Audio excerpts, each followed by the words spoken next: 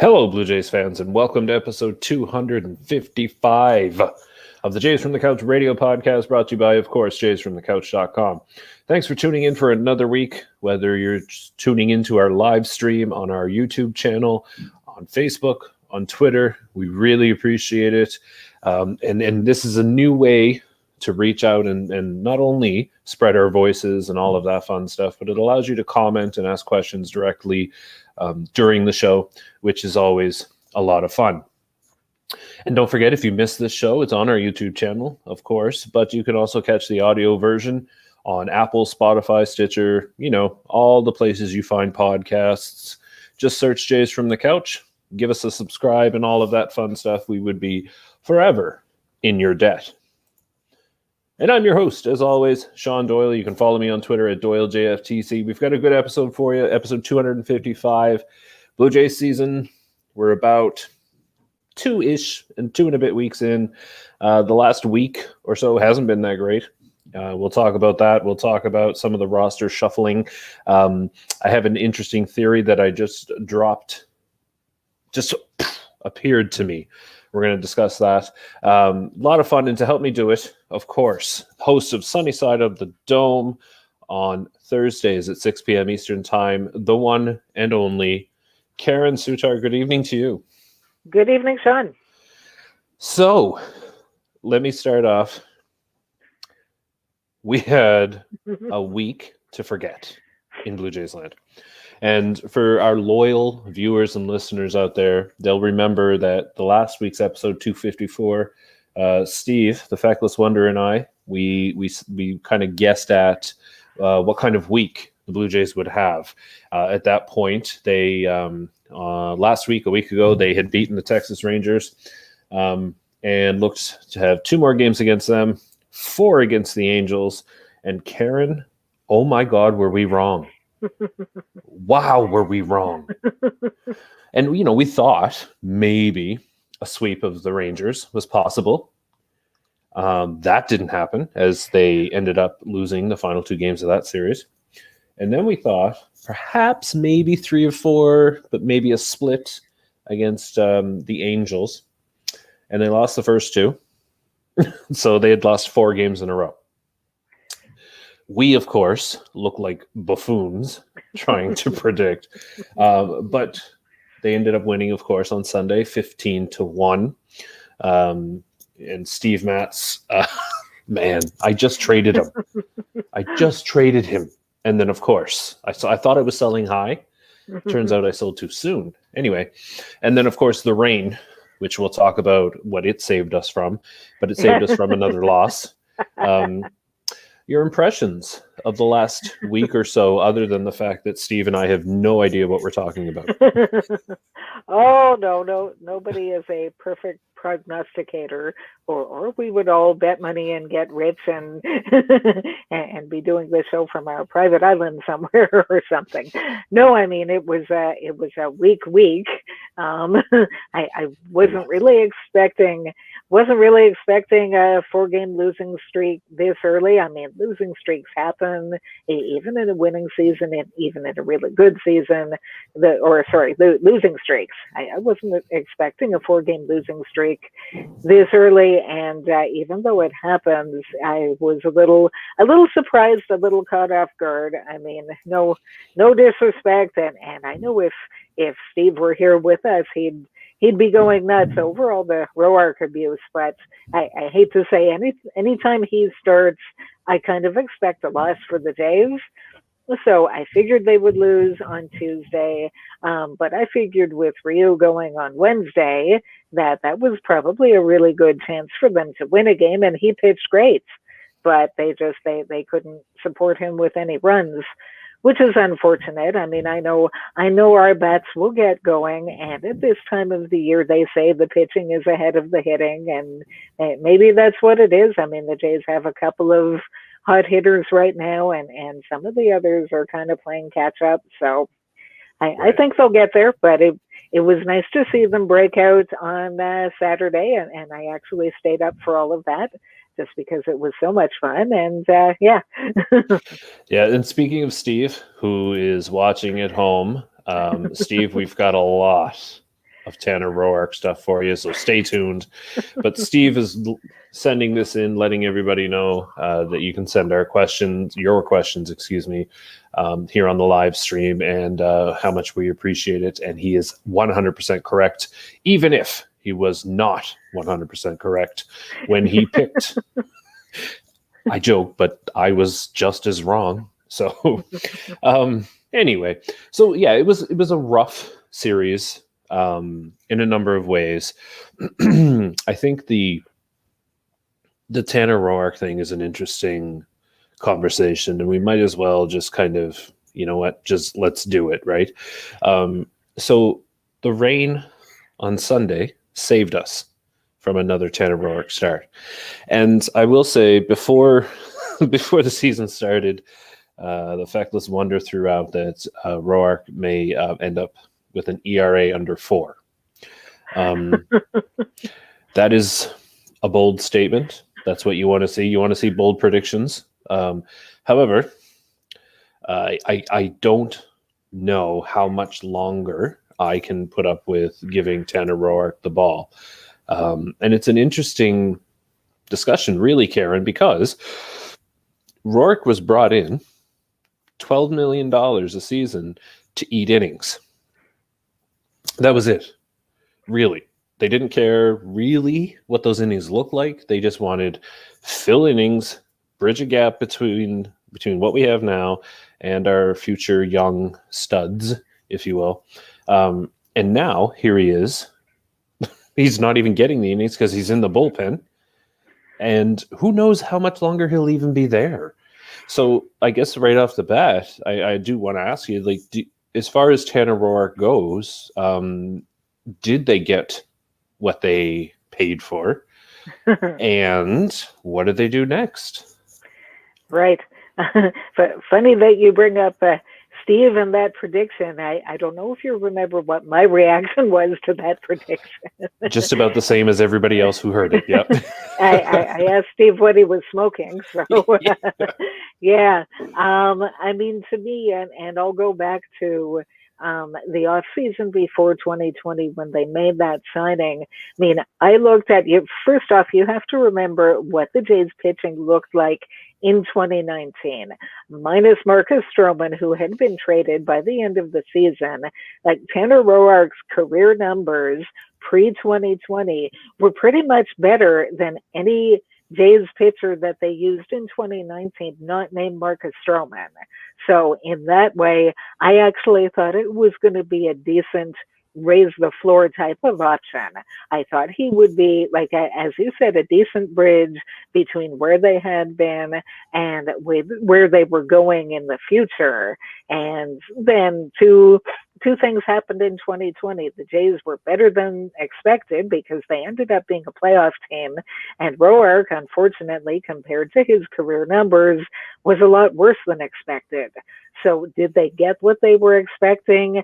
I have to say no, because I think they were expecting a raise the floor and numbers that were comparable to what he had done previously in his career. And unfortunately, he really seems to have taken a side. And then you looked at this coming year with a number of bounce back candidates and him probably being on the top of that list in terms of wanting him to bounce back, hoping he would bounce back. And I mean, to me, I found it very telling after the start that he did have to see him admit that, you know, when somebody in the media asked him, so what was working, what wasn't working, and he said nothing was working.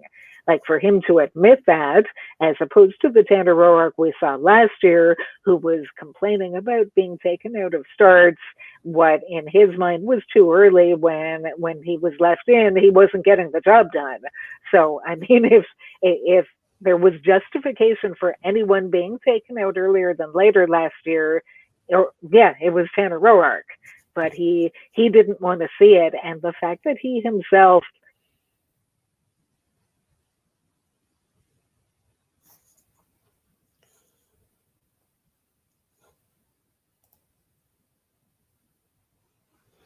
Oh, we've kind of lost Karen here. Her microphone is not connected. So we'll try and get Karen back. She may have to dial for some tech support here. And I just would like to I'll touch on what I found interesting about what Karen said, for all of you at home. The context of 2020 is an interesting one, because you'll have to remember that when Toronto signed Tanner Roark, the season was supposed to be a full season. It wasn't supposed to be 60 games. So perhaps in the moment, it absolutely looked like a good signing. And we're bringing Karen back in here. How are we doing, Karen? Sorry about this. There we go. So yeah, the signing wasn't as foolish as we may think it is now in hindsight, of course, because they had a full season to look forward to and a lot of innings to eat up. Of course, now 60 games, anything can happen, and they didn't quite get the benefit of signing him for a full season. As well, when you consider a 60 game season, when you consider how anything can happen, it's quite easy to have somebody like a Tanner Roark. How do I say this? I'll say this politely. It's easy to have somebody like him disappoint. And of course, here we are, Karen. If you can hear me, we're back. Doesn't look like she can hear me. And Steve watching at home. Battery 90%. Tanner Roark is jamming our transmission. Well, at least he can jam something, because, I mean, he wasn't exactly fooling anybody before. But anyway, Steve has an interesting idea, though, that Tanner Roark may have... Girl 1699, and iPhone. There's Karen trying to get in. I think I'm back. Am I there back? we go. There we go. Made broadcast technical difficulties. My goodness. Listen, that's the beauty of doing this live. You got Roarked. Don't send me to the bullpen. Oh, no, it's okay. You're here to eat innings. We're good. Okay, then. Anyway, Steve says Tanner Roark may have had his last start as a Toronto Blue Jay, and all I can say to that, I'm not going to say whether Steve is right or wrong, is I'm just going to say, let's hope. Really, because Karen, if you look at this Blue Jays roster, out of the bullpen, in my mind, for Tanner Roark, it's just so he still has a big league job. Let's be real here, right? Like, it's not like a Julian Merriweather, for example, who is, they're trying to protect his arm, keep him from injury, and has electric stuff. It's a guy who they thought would be I was going to say effective, but a reasonable starter, and it just hasn't. So it's kind of a demotion of sorts, and potentially just a stepping stone to DFA-ish territory, right? Yeah, that's a possibility. It's unfortunate, and you kind of have to think, if they weren't on the hook to pay him $12 million in 2021, regardless of how they use him, that maybe he would have been shown the door already. I mean, they did with Chase Anderson, because he was another big underperformer for 2020, and they just cut ties with him. With Roark, it's not quite that simple because of the money that they owe him in 2021. So I'm glad. I'm a little surprised that they made the decision this early on to remove him from the rotation, but I'm glad.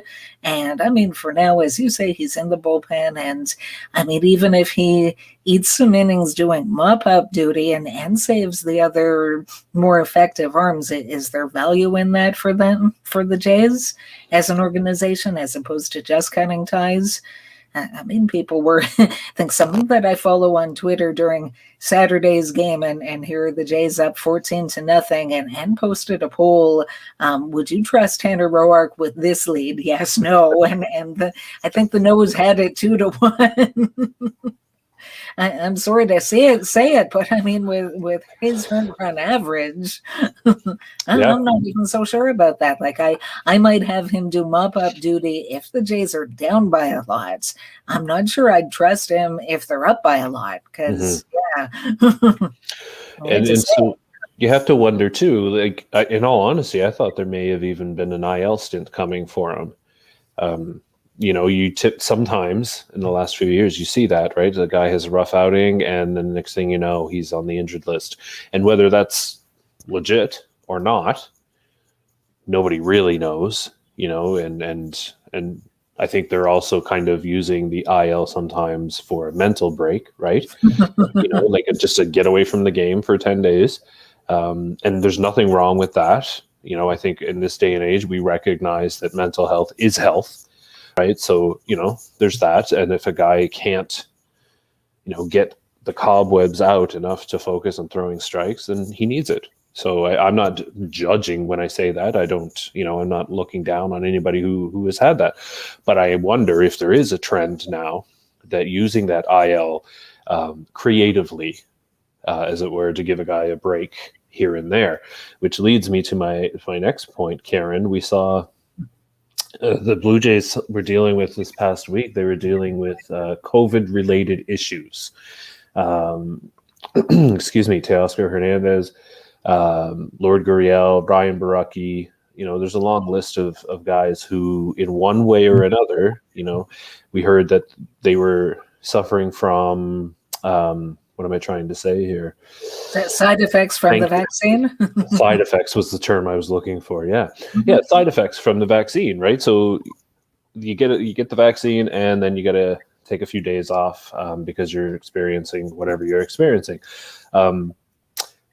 Here's my question to you. And for our listeners at home, call me crazy, but would it be possible, or out of the realm of possibility, that a Major League Baseball team would, it's rather convenient that this is happening at the beginning of the year when pitchers may be rusty, and tired, and they're not quite built up their stamina. Would it be crazy talk for a team to say, oh, they're going to take a few days off, we're going to need to bring somebody else up, another arm, a fresh arm, and then a few days later they're gone again? And we saw that with Payamps, and with Borucki on the shelf, so to speak. So I just wonder, Karen, your thoughts on this idea about manipulation of the IL, and whether or not you really believe it is manipulation, right? Because there's no way to prove Ryan Borucki didn't need the time off. Unless you're inside the clubhouse. And of course, even if you were, and that story broke, it's not like Ken Rosenthal or anybody else is going to create a massive storm of, oh my God, I can't believe they're doing this, because it kind of makes sense, right? So what are your thoughts on that? Yeah, I mean, I guess I tend not to be an overly suspicious person, depending on the circumstances. But you make a valid point. I mean, there have been plenty of instances, like you say, in past years, where somebody has a rough outing or two, and then the next thing you know, they're on the injured list. And I guess I've always assumed that maybe they had a rough outing or two because there was an injury.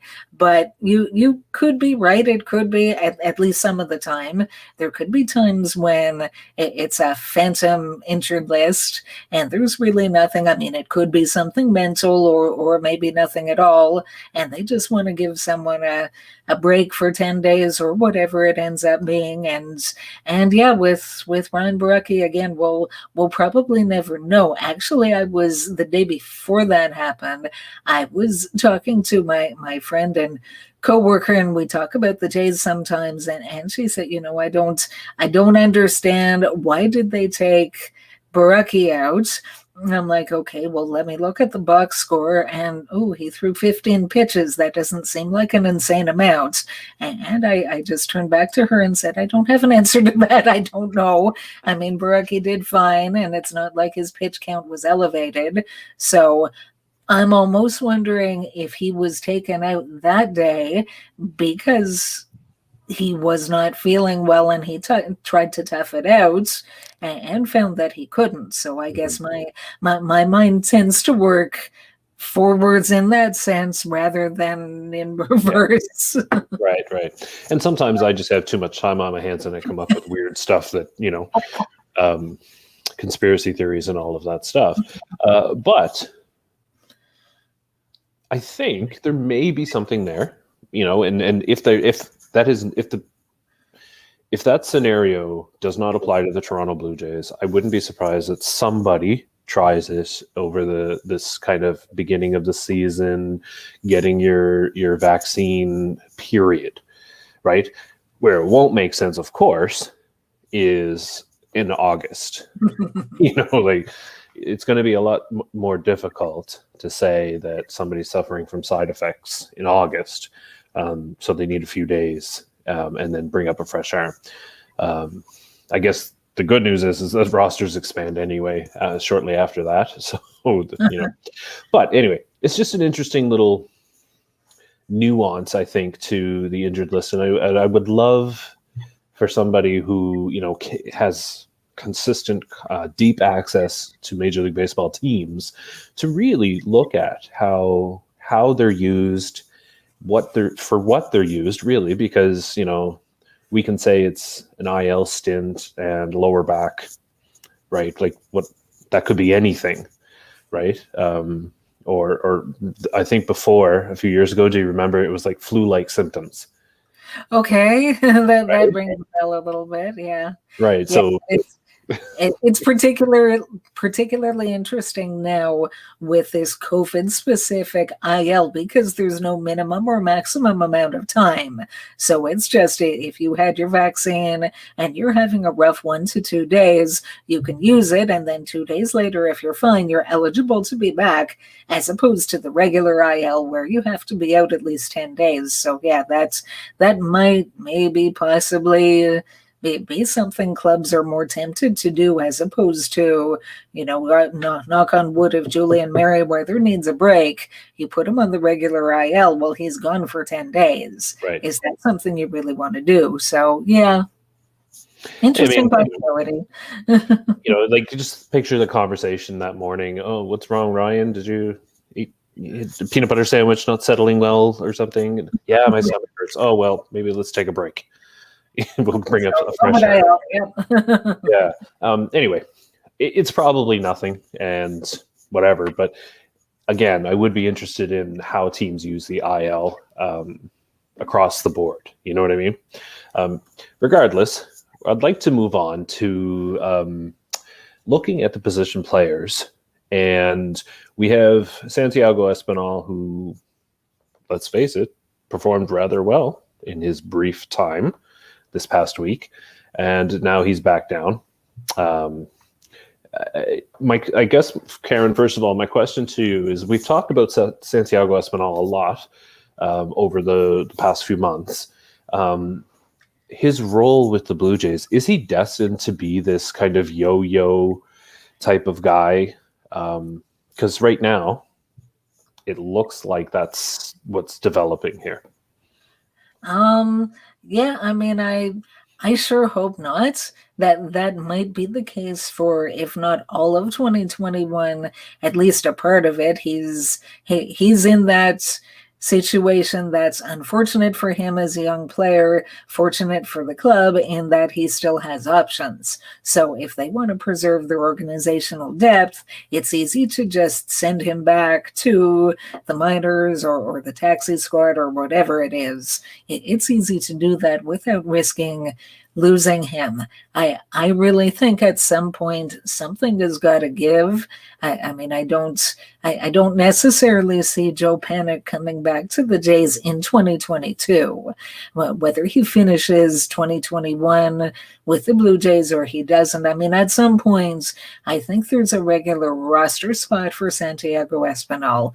I mean, the guy in one game managed more hits than Rowdy Tellez and Alejandro Kirk put together in 2021.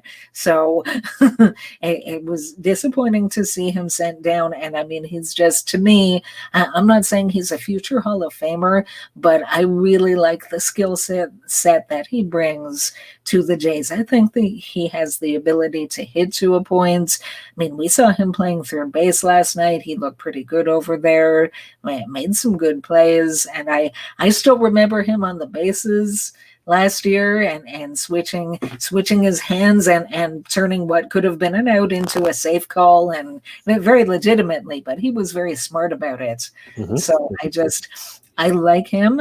I would really like them to find a roster spot for him and give him some regular playing time. And even if that means mixing around, one day Biggio, you get a day off or a day at DH, and then the next day Bichette, and then the day after that Simeon or whatever, like let him move around the diamond a bit, let him play. But I'd like to see what he can do. So in that case then, and I agree with you, that's where I am as well. And correct me if I'm wrong, but Joe Panik originally, that's just this past winter, signed on a minor league deal. Yep. So it's not like you're committed. Remember when we were talking about Tanner Roark and we're saying, well, okay, I can see them trying to find any use for him whatsoever because you're paying him. It's not the case with Joe Panik. So my question to you is, because I know, like when Steve was on the show before, he loves himself a Joe Panik, a veteran guy with experience who's done it before, and whatever that means. But in this case, I really wonder, I have to wonder if Santiago Espinal actually has more use to the Toronto Blue Jays than a Joe Panik does. The versatility, the production, I would argue, is better. So I guess my question to you, Karen, is why Joe Panik over Espinal, other than if it's excuse me, if it's the option thing, okay. If that's the only thing, I don't like it, but I get it. But other than that, is there any other reason why the team would go with Joe Panik over Espinal? Right. Yeah. I mean, it's hard to say. I think management likes Panik for a number of reasons. He's a veteran, a little bit of leadership for this young team. He's a left-handed hitter. I mean, he's performed reasonably well in his short time as a Blue Jay. But again, I mean, I look at him and he's, what is he, in his early 30s, whereas Espinal is a heck of a lot younger. And I think Panik has certainly had a decent career up until now, but I believe from this moment forward, largely due to the difference in age, I think Santiago Espinal has a lot more remaining upside. So he's the one that I would rather see up there, assuming that it's a choice between the two of them.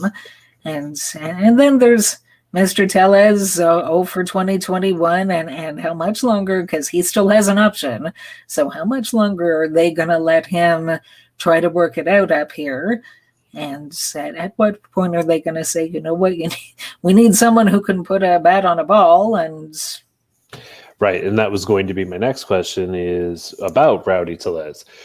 What if you are running the Toronto Blue Jays right now, Karen, and you see this young man who has some potential?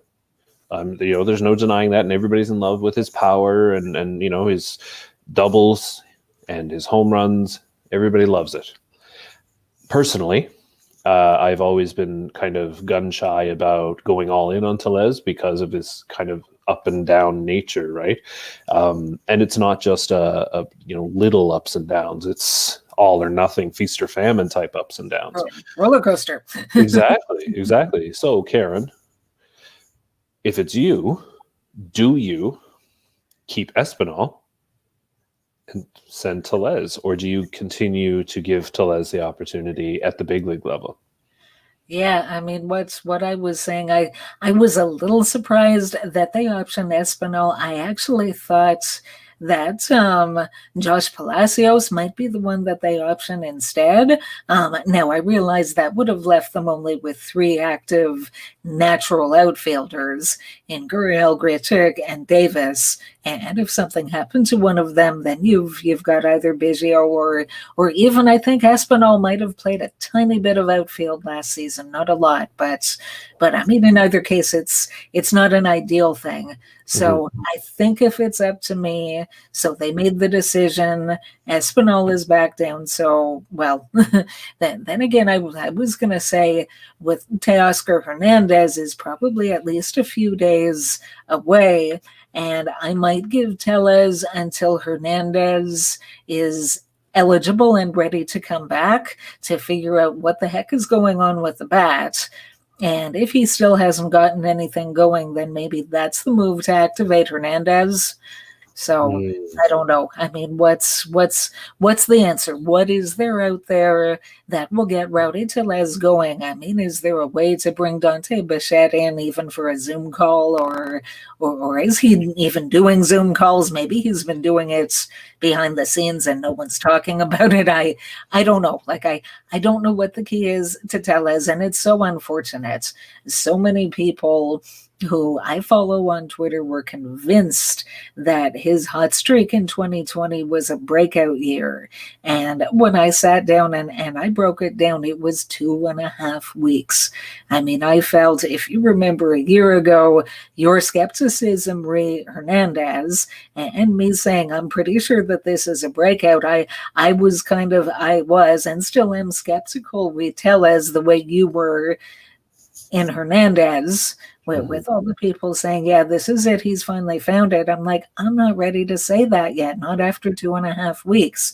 I need to see more from him, more consistently. And, you know, I really hoped for his sake and for the team's sake that this was a breakout. And, I mean, how could he have 0 hits? That's mind-boggling. Like the extent to which he's so streaky. Yeah, it's insane. Exactly.